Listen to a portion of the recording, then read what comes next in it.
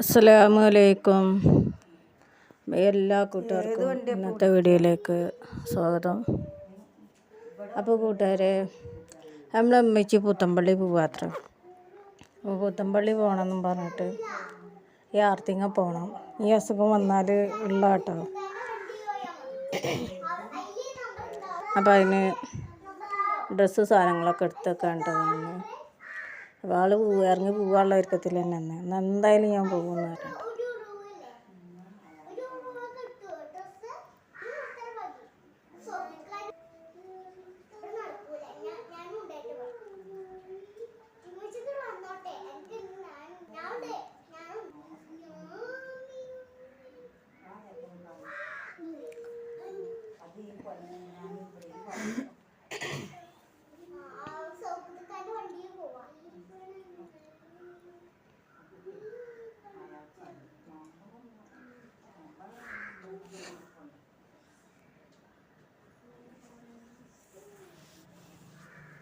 ഇപ്പോൾ സാധനങ്ങളൊക്കെ സഞ്ചിയിൽ നിന്നും പെട്ടിയിൽ നിന്നൊക്കെ എടുത്ത് ഒന്നും കൂടി മടക്കി വെച്ച് ഒക്കെ റെഡി ആക്കുകയാണ് ഈ കാണുന്നത്.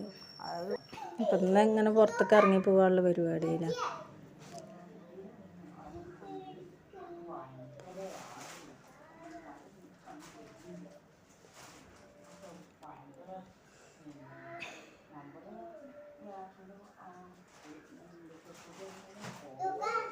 അപ്പോൾ പുത്തമ്പള്ളിയാറോ മക്കളെ അവിടുന്ന് നാട്ടിൽ നിന്ന് ആവുമ്പോഴും ഇങ്ങനെ തന്നെയാണ്. അങ്ങനെ പോവാന്ന് പറഞ്ഞിട്ട് അള്ളാഹിനെ റസൂലിനെ വിശ്വസിക്കാന്നല്ല സാധനങ്ങളൊക്കെ ഇങ്ങനെ എടുത്തൊക്കെ എന്നിട്ട് ഈ ഒരു സൂക്കേസ് പെട്ടി സഞ്ചിയായിട്ട് ഇങ്ങനെ നടക്കും. ചിലപ്പോൾ ഡ്രസ്സുകളൊക്കെ എവിടെയെങ്കിലും കൊണ്ടുപോയി കളയും. എന്നിട്ട് വന്നിട്ട് എൻ്റെ ആക്കട്ട് കയറും, ഞാനെടുത്തേക്കണെന്നും പറഞ്ഞിട്ട്. എൻ്റെ അസുഖം മാറി കഴിഞ്ഞാൽ ഡ്രസ്സുകൾ ചിലപ്പോൾ കാണാണ്ടാവില്ല. അങ്ങനെ ഏതെങ്കിലുമൊക്കെ ഓട്ടോറിക്ഷയിലൊക്കെ അങ്ങനെ കയറിപ്പോവും.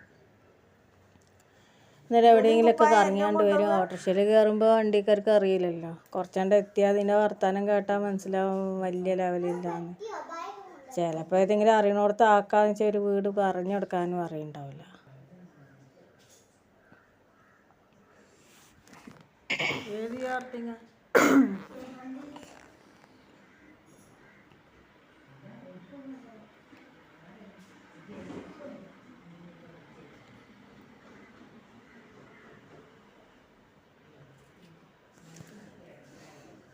അപ്പം ഇന്നലെ രാത്രി തന്നെ തുടങ്ങിയിരിക്കണം ഒരിക്കൽ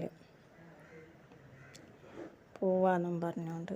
എന്നിട്ട് അവിടെ പോയിരുന്നിട്ട് ഓർക്ക് വരവുക്ക് അവരാൾക്കാർ വരെയൊക്കെ ഓടി പുത്തമ്പള്ളിക്ക് പോയിരുന്നിട്ട് എന്താ അപ്പൊ ഇതെന്താ ഇവിടെ ഇരിക്കണെന്നും പറഞ്ഞിട്ട് ആൾക്കാർ സുഖമില്ലാത്താണ് പറഞ്ഞിട്ട് ആസ്പത്രി കൊണ്ട് ആക്കിയിട്ടുണ്ടെങ്കിൽ ഞങ്ങളെ അപ്പം ഇങ്ങനെ ഓരോന്ന് പറഞ്ഞുകൊണ്ടിരിക്കുകയാണ് കേട്ടോ. വായിക്കൊരോഴില്ല. അവിടുന്ന് ഞാൻ പഴം മേടിക്കാൻ പോയിട്ടുണ്ടായിരുന്നു. പഴം വേണം ഞാൻ കൊണ്ടുപോയില്ല, ആൾക്കാർ കൊണ്ടുപോയി. അപ്പോൾ തൊട്ടപ്പുറത്തെ താമസിക്കണ ഓണർ വീടാണ്. ഞങ്ങൾ കോട്ടേഴ്സ് താമസിക്കണ ഓണർ വീടാണ്. അപ്പോൾ അവരുടെ വീട്ടിൻ്റെ അമ്മർത്ത് പോയി നിൽക്കുകയാണ് കാണുന്നത്. വണ്ടി ഇട്ടു, വണ്ടി വരും എന്നൊക്കെ പറഞ്ഞിട്ട്. നിങ്ങൾ വാതിലൊന്ന് പുറത്തിറങ്ങി നിന്നിട്ടില്ലേ മക്കളെ? ഇതിങ്ങനെ ആകുമ്പോൾ എനിക്കൊരു ജോലിക്കും പോകാൻ പറ്റണില്ല, ഒന്നിനും കഴിയണില്ല. അടുക്കളയിൽ എന്തെങ്കിലും ഭക്ഷണം ഉണ്ടാക്കൽ വരെ നടക്കില്ല. റോട്ടിൽ കൂടെ പോണവരോട് അങ്ങനെ പറയുന്നു. വണ്ടിക്കാരൊക്കെ ഇങ്ങനെ മാടി പിടിക്കുന്നുണ്ട്. പർദ്ദൊക്കെ ഇട്ട് പെട്ടിയൊക്കെ അവിടെ കൊടുന്നിച്ച്. അപ്പോൾ വീട്ടിൽ ഇതിനുള്ളിൽ ഇരിക്കുമ്പോഴുള്ള പൊരിച്ചിലാണ് ഇപ്പോൾ ഈ കാണുന്നത്. ഈ വാട്ടർ അതോറിറ്റി വെള്ളമല്ലേ നിറച്ച് വെച്ചാൽ അത് ഫുള്ള് കംപ്ലീറ്റ് നാശമാക്കി തരും.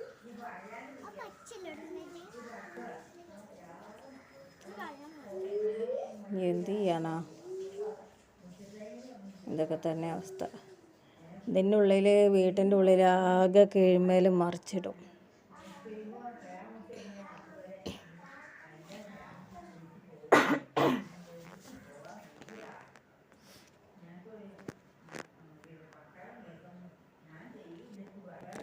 പിന്നെ എവിടെയെങ്കിലും കൊണ്ടാക്കി തന്നാളെ ഇതൊക്കെ തന്നെ. അസുഖമായി കഴിഞ്ഞാൽ പറയും കറണ്ട് അടുപ്പിക്കുകയാണ്, കിണറ്റിൽ മോട്ടർ ഇട്ടി തോക്കാണ്, വിഷടാണ്. ഇതൊക്കെ പറഞ്ഞുകൊണ്ട് ഉമ്മയുടെ സഹോദരെ പരാതി എഴുതി കൊടുത്തേക്കുക. ഇതിന് വയ്യാത്തപ്പോൾ പറയണതാണ് ഇതൊക്കെ. അല്ലാത്തപ്പോൾ വയ്യ. അസുഖമില്ലാത്തപ്പോൾ നിങ്ങൾ കണ്ടിട്ടില്ലേ? ഈ അസുഖം വന്നു കഴിഞ്ഞാൽ ഇങ്ങനെയാണ്. മാനസിക പ്രശ്നമുള്ളവർ വീട്ടിലുള്ളവർക്ക് മനസ്സിലാവും, കണ്ടാൽ അറിയാം. മാനസികമുള്ളവർ പ്രശ്നം ഇങ്ങനത്തെ അസുഖം കണ്ടവരെ അറിയാം. പക്ഷെ ഇവർ പറയണതൊക്കെ അങ്ങോട്ട് വിശ്വസിച്ചിട്ട് ചില ഏഷ്യനും പരദൂഷണമൊക്കെ ആയിട്ട് നടക്കുന്ന ഗുണങ്ങളുണ്ട്. അവരൊക്കെ ഇങ്ങനെ 10 പേരെ പറഞ്ഞടക്കും. എന്നിട്ട് നമ്മളതിനെ കുറ്റപ്പെടുത്തും. നമുക്കൊന്ന് ഈ കുറ്റപ്പെടുത്തൽ എങ്ങനെ നോക്കിയിട്ടും കൊണ്ടടന്നിട്ടും എൻ്റെ ജീവിതം തന്നെ ഞാൻ പാഴാക്കി കളഞ്ഞ ആളാണ്. ഈ ഉമ്മാക്കും വേണ്ടി ഇതിനാരും നോക്കാമല്ലോ എന്ന് വിചാരിച്ചിട്ട്. ഫസ്റ്റ് തന്നെ നല്ലൊരു കല്യാണക്കാര്യം വന്നാണ് ഇപ്പാൻ്റെ നാട്ടിൽ നിന്ന്. ബാങ്ക് മാനേജറായിരുന്നു. അതിൻ്റെ അമ്മ മരിച്ചിരുന്നു. അപ്പോൾ 9ാം ക്ലാസ്സിൽ നിന്ന് ഉറപ്പിച്ചിടാന്നൊക്കെ പറഞ്ഞ് കുറേ ചോദിച്ചു. അപ്പോൾ ഇപ്പാൻ്റെ രാജ്യത്തുനിന്ന് ഞങ്ങളെ അറിയണ ആളാണ്, ഇന്ന ആളെ മോളാന്ന് അറിയണോണ്ടാണ്. എൻ്റെ അപ്പ പറഞ്ഞാൽ നാട്ടിലൊരു നല്ലൊരു പേരും പദവിയൊക്കെ ഉള്ളൊരു മനുഷ്യനായിരുന്നു. ആദ്യം നാട്ടിൽ കാറ് വാങ്ങിയ ആളിപ്പാണ്, ഒരു TV വാങ്ങിയ ആളിപ്പാണ്. അങ്ങനെയൊക്കെ എന്ത് ആദ്യം വാങ്ങുകയാണെങ്കിലും എൻ്റെ അപ്പ ഒരു ഗൾഫുകാരനൊക്കെ ആയിരുന്നു പേര്. ആദ്യം ഗൾഫിലൊക്കെ പോയി ഒരു പാവപ്പെട്ടൊരു പണക്കാരനായിട്ട് ജീവിച്ച ഒരാൾ തന്നെയായിരുന്നു ഇപ്പം അന്നത്തെ. അപ്പോൾ ആ ഇപ്പാൻ്റെ മോളല്ലേ ഞാൻ. അപ്പോൾ ഇപ്പോൾ മരണപ്പെട്ട് പെട്ടെന്നങ്ങ് പോയി. ഇപ്പം ഉണ്ടെങ്കിൽ ഇപ്പോൾ എനിക്ക് ഈ ഒരു കഷ്ടപ്പാടുമില്ല, ബുദ്ധിമുട്ടുമില്ല.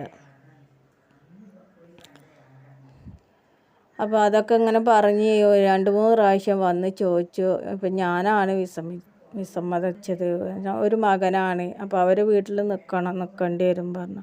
അപ്പോൾ അവർ വീട്ടിൽ ഞാൻ കല്യാണം കഴിഞ്ഞ് നിൽക്കുമ്പോൾ അമ്മ ഒറ്റയ്ക്ക് ആര് നോക്കും? ഞാനിവിടെ ഒരു മോളെ ഒറ്റയ്ക്കല്ലേ, വേറെ ആരും ഈ ഇതിനെ നോക്കൂല. സഹോദരന്മാർ ഇതിൻ്റെ തന്നെ വീടും പറമ്പും ഉണ്ട്. ഉമ്മയുടെ 2ാമത്തെ ഭർത്താവിൻ്റെ വീടും പറമ്പൊക്കെ ഉണ്ട്.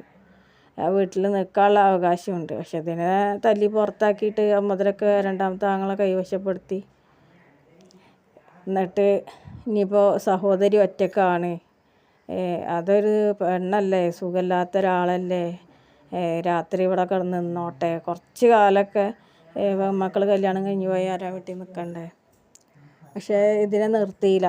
ഞാൻ വിരുന്ന് പോകുമ്പോഴും കൂടി ഒരാഴ്ചയൊക്കെ പോയി നിൽക്കാൻ പോലും പോകുമ്പോൾ എൻ്റെ ഉമ്മാനെ സഹോദരന്മാരൊന്നും വീട്ടിൽ നിർത്തൂല, തറവാട്ടിൽ നിർത്തൂല. പറയുമ്പോൾ ആർക്കും ഉപദ്രവോ കാര്യങ്ങളൊന്നും ഇല്ല. ഇത് ഇങ്ങനെയൊക്കെ അങ്ങനെ സംശയം പറയും എന്ന് മാത്രമേ ഉള്ളൂ.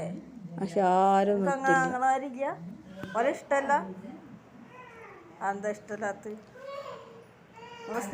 വയ്യാണ്ടൊക്കെ ഇങ്ങനെ ഇതായി കഴിഞ്ഞാൽ അത് കൂടുള്ളവരോടെ അപ്പോൾ ഉള്ളൂ വെറുപ്പ്.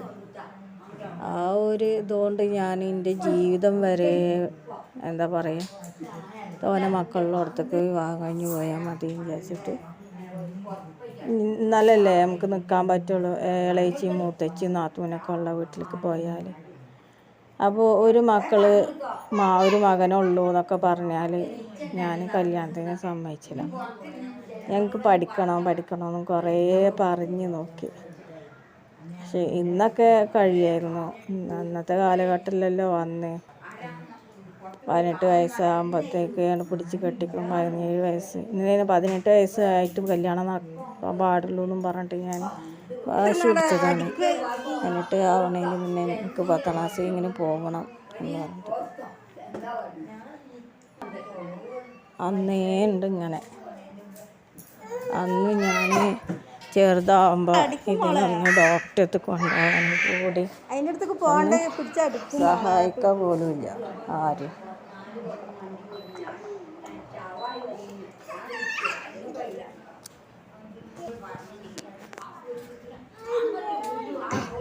ഒന്ന് ഹോസ്പിറ്റലിലേക്ക് ഒന്നിൻ്റെ കൂടെ ഹെൽപ്പിന് വരി എന്താ പറഞ്ഞാൽ 8 വയസ്സുള്ളപ്പോൾ തുടങ്ങിയതാണ് ഞാൻ ഇതിനേക്ക് ഒറ്റയ്ക്ക് ഹോസ്പിറ്റലിൽ കൊണ്ടുപോകലും. അതിൻ്റെ ഒരവസ്ഥ ആലോചിച്ചൊക്കെ ഈ സഹോദരന്മാരുണ്ടായിട്ട് ഒരു വണ്ടി വിളിച്ചേര്, വണ്ടിയിലൊന്നും കൂടെ വരെ ഒന്നും ചെയ്യൂല, ഒന്നും സഹായിക്ക പോലുമില്ല സാമ്പത്തികമായിട്ട്. അത്രക്കും നല്ല സ്നേഹമുള്ള സഹോദരന്മാരാണ്. ഒരു കണ്ണി ചോരല്ലാത്ത നിൻ്റെ സ്വത്തുക്കളും നിൻ്റെ ഉമ്മയുടെ ഓഹരിയും വാപ്പാൻ്റെ ഓഹരിയും ഒക്കെ നല്ല കാൽക്കലുണ്ട്. എന്നിട്ട് ഇതിനെ അങ്ങോട്ട് പിരിപ്പിരാന്താക്കി വിട്ടിട്ട് അന്നൊരു ഹെൽപ്പ് അവർ ചെയ്യൂല.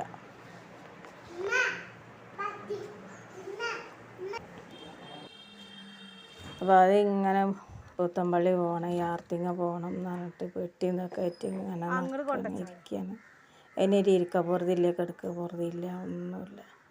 ഇതിൻ്റെയൊക്കെ മനസ്സ് വേദനിപ്പിച്ചിട്ട് അവരാ സ്വത്തെടുത്തിട്ട് എന്താണ് അവർ നേടണത്? അതാ ഞാൻ ചിന്തിക്കണേ. എൻ്റെ പാത്തിൻ്റെ മുഖത്തേക്കൊന്ന് നോക്കി. ഈ ഒരു സഹോദരി ഇങ്ങനെ നടക്കുമ്പോൾ അവർ ഉണ്ണണും ഉറങ്ങണും ഒക്കെ ഉണ്ടല്ലോ. ഇത് ഇപ്പോഴത്തെ ഇവിടെ വന്നിട്ടുള്ള അവസ്ഥ. അവിടുന്ന് ഇതിലും കഷ്ടമായിരുന്നു. ഇവിടെയൊക്കെ പറഞ്ഞാൽ നാട്ടുകാർ ഒരു സഹകരണ സ്നേഹമെങ്കിലും ഉണ്ട്. അവിടുന്ന് അതുമില്ല. 4 ആങ്ങളാരില്ലേ, പുറത്തുനിന്ന് ഒരാൾ സഹായിക്കില്ല, ഹെൽപ്പ് ചെയ്യില്ല. ഇവർ വലിയ തറവാട്ടുകാരല്ലേ, മുതലല്ലേ, നല്ല സ്വത്തുക്കാരാണ്. ഇതന്നെ പറച്ചിൽ. ഇതിൻ്റെ ഓഹരിയും സ്വത്തൊക്കെ എടുത്തിട്ട് ആയതാണ് അമ്മാവനൊക്കെ. എന്നിട്ട് 4 മക്കൾക്ക് വീതം വെച്ച് കൊടുത്ത്. ഇടയ്ക്കൊരു വാർപ്പിൻ്റെ വീട് കാണിക്കലില്ലേ, ആ വീട് നിൽക്കുന്ന സ്ഥലം എൻ്റെ ഉമ്മയുടെ 15 സെൻറ്റ് ഓഹരി സ്ഥലമായിരുന്നു. അത് ഇവർക്ക് 60 സെൻറ്റ് ഉണ്ട്. അത് പെൺകുട്ടികൾക്ക് 15 കൊടുത്തിട്ടുള്ളൂ, ബാക്കിയൊക്കെ ആണുങ്ങളെടുത്ത്.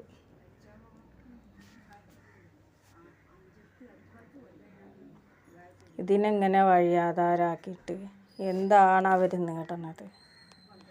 അന്ന് നാട്ടിലാകുമ്പോൾ ഒരു ഹെൽപ്പ് പോലും ചെയ്യൂല. ഒരു ദിവസത്തെ മരുന്ന് പോലും വാങ്ങിക്കൊടുക്കാൻ അവർ സഹായിക്കില്ല. അവരെ വീട്ടിലൊക്കെ എത്ര പോലും വണ്ടി, JCB, ട്രാക്ടർ, കാറ്, ബൈക്ക്, അവരെ വീട്ടിലില്ലാത്ത ടിപ്പർ വരെ, 2 ടിപ്പർ, മക്കളൊക്കെ വണ്ടിയായിട്ട് നടക്കണേ. മൂത്തമ്മാൻ്റെ അവിടെ ഒരു വീട്ടിലില്ലാത്ത വണ്ടിയില്ല. രണ്ടാമത്തെ അമ്മാൻ്റെ അവിടെ ഇതേ ജീപ്പ്, കാറ്, ബൈക്ക്, ട്രാക്ടർ, രണ്ടാമത്തെ സഹോദരൻ്റെ വീട്ടിലും. എന്നിട്ട് ഈ ഒരു സഹോദരിയുടെ മുതലെടുത്തിട്ട് അവർ നേടട്ടെ അവരങ്ങ്. ഇപ്പോൾ ഞങ്ങൾക്ക് ഇപ്പോൾ മേടിച്ചിട്ട് 10 സെൻറ്റ് സ്ഥലം കൂടി അവർക്ക് വേണമെന്ന് പറഞ്ഞിട്ട് പരാതി എഴുതി കൊടുത്തിക്കുക. വിൽക്കാൻ പാടില്ല എന്ന് പറഞ്ഞിട്ട് രജിസ്റ്റർ തടഞ്ഞുകൊണ്ട്. അതിൻ്റെ ഒരു വീഡിയോ ഞാൻ മുന്നിട്ടായിരുന്നു. അത് നാളൊക്കെ പോവാന്നൊക്കെ പറഞ്ഞ് സമാധാനിപ്പിച്ചിട്ട് അവിടുന്ന് എടുത്തിട്ട് വരുന്നുണ്ട്.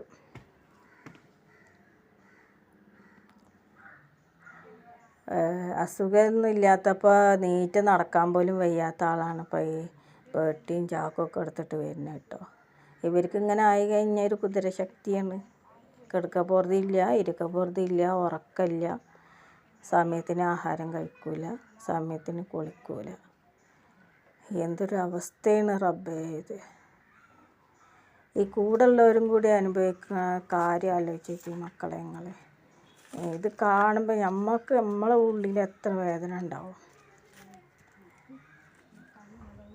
അതും വെച്ചുകൊണ്ട് അത് നടക്കുകയാണെങ്കിൽ യാർത്തിങ്ങ പോകണം. അതിനൊരു സമാധാനം മനസ്സിന് കിട്ടാനിട്ട്. സഹോദരങ്ങളെ കണ്ടപ്പോഴും ആ വീട് കണ്ടപ്പോഴും ആ വീഡിയോ ഞാൻ ഇട്ടതാണ്. പെൻഷൻ വാങ്ങാൻ വീഡിയോ ഇവിടെ വൈൻഡപ്പ് ചെയ്യണം മക്കളെ. അസ്സലാമു അലൈക്കും. നെക്സ്റ്റ് വീഡിയോയിൽ കാണാം കേട്ടോ.